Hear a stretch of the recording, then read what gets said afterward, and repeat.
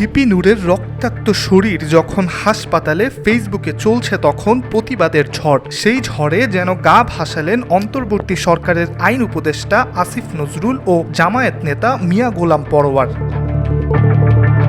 শুক্রবার রাতে জাতীয় পার্টির কেন্দ্রীয় কার্যালয়ের সামনে পুলিশ ও আইন শৃঙ্খলা বাহিনীর সঙ্গে গণ অধিকার পরিষদের নেতাকর্মীদের তীব্র সংঘর্ষের ঘটনা ঘটেছে। এ সময় মারাত্মক আহত হন সংগঠনটির সভাপতি ও সাবেক ডাকসু ভিপি নুরুল হক নূর। নেতাকর্মীরা রক্তাক্ত অবস্থায় তাকে উদ্ধার করে দ্রুত হাসপাতালে নিয়ে যান।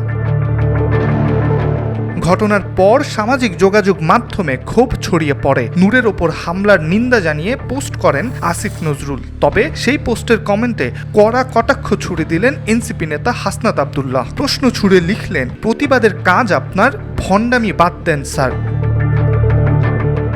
আইন উপদেষ্টা ডক্টর আসিফ নজরুল তার ভেরিফাইড ফেসবুক পেজে লেখেন, ভিপি নুরুল হক নূরের ওপর বর্বরচিত হামলার তীব্র নিন্দা ও প্রতিবাদ জানাচ্ছি।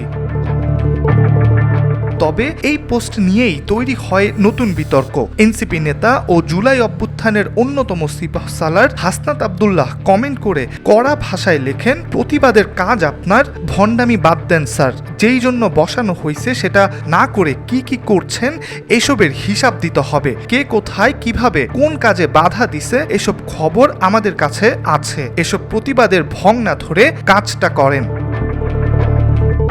অন্যদিকে নূরের ওপর হামলার প্রতিবাদে সোচ্চার হয়েছেন জামায়াত নেতা মিয়া গোলাম পরোয়ার। তিনি প্রথমে এই হামলার পেছনে আওয়ামী লীগকে দায়ী করে পোস্ট করলেও হাসনাত আব্দুল্লাহর কমেন্টের তোপের মুখে তা পরিবর্তন করে আইন শৃঙ্খলা রক্ষাকারী বাহিনীকে দোষারোপ করেন।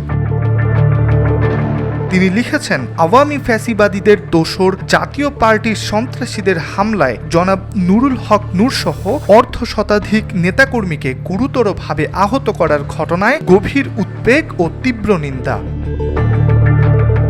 হাসনাত তার পোস্টে কমেন্ট করেন, সেনাবাহিনী মারছে বলতে লজ্জা পান। সারা দেশ দেখছে সেনাবাহিনী আর পুলিশ মিলে পিটাইছে, অথচ আপনি সেনাবাহিনীর নাম এড়াইয়া গেলেন। ভাসুরের নাম মুখে নেন না কেন?